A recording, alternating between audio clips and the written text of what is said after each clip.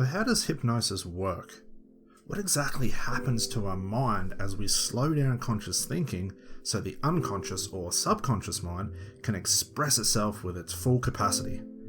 Having an understanding of this, a hypnotist can open up their own thinking and help them become more creative and spontaneous as a conversational hypnotist.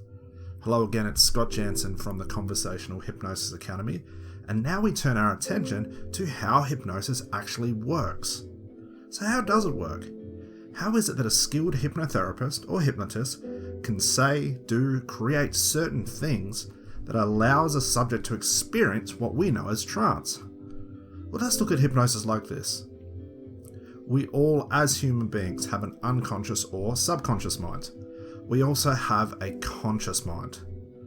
The role of a hypnotist is to get in touch with the unconscious mind, and this is because of one simple factor. Now, in all of us, our unconscious mind or subconscious is where all our lives' events, emotions, thoughts, and conclusions about our daily life exist. This is the part of us that helped us learn and become who we are today. And if you think back to when you first learned to write as an example, firstly you scribbled a few lines on a page. Then these scribbles were then produced in a certain order. And from this, we could decipher letters. Then these letters turned into a row of certain circumstances, and your name was spelt.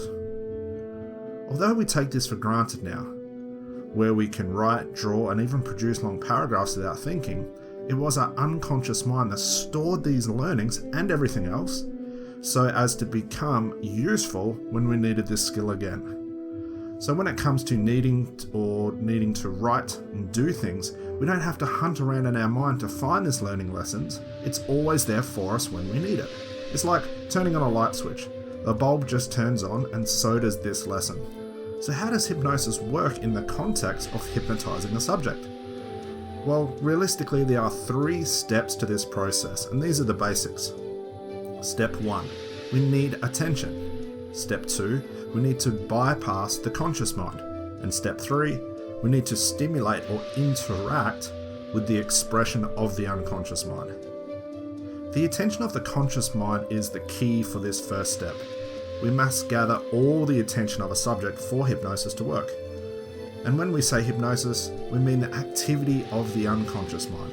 When a client or subject finds themselves in more unconscious activity, we call this a hypnotic trance. Without getting the attention of the conscious mind, it will resist us gaining access to the unconscious. Your conscious mind is there to protect our unconscious mind. Its job is to decide what information or suggestions can be accepted into the powerhouse that is inside of us. So a great hypnotist gathers all the attention of the conscious mind that they can. Now, one way to do this is through an induction.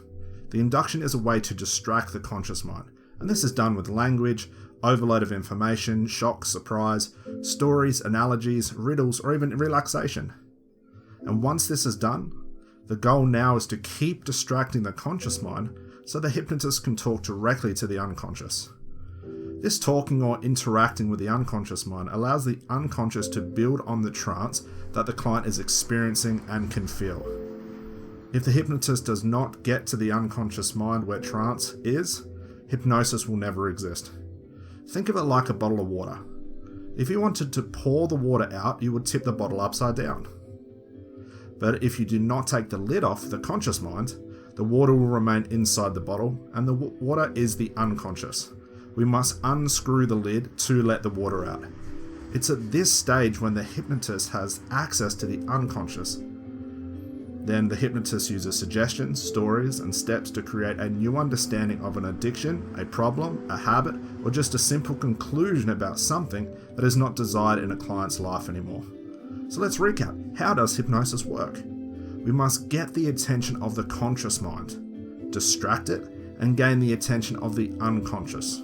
Now, reportedly, a client when they are in trance begin to feel a little bit relaxed, confused, unable to think straight, emotional, free, and maybe unattached from a bad emotion. This is hypnosis at work. This is how trance feels and lets us know as a hypnotist that we are on the right direction and we have accessed the correct mind. So there it is. This is how hypnosis works. Thank you for joining us. This is Scott Jansen from the Conversational Hypnosis Academy. We look forward to seeing you on the next one. Bye for now.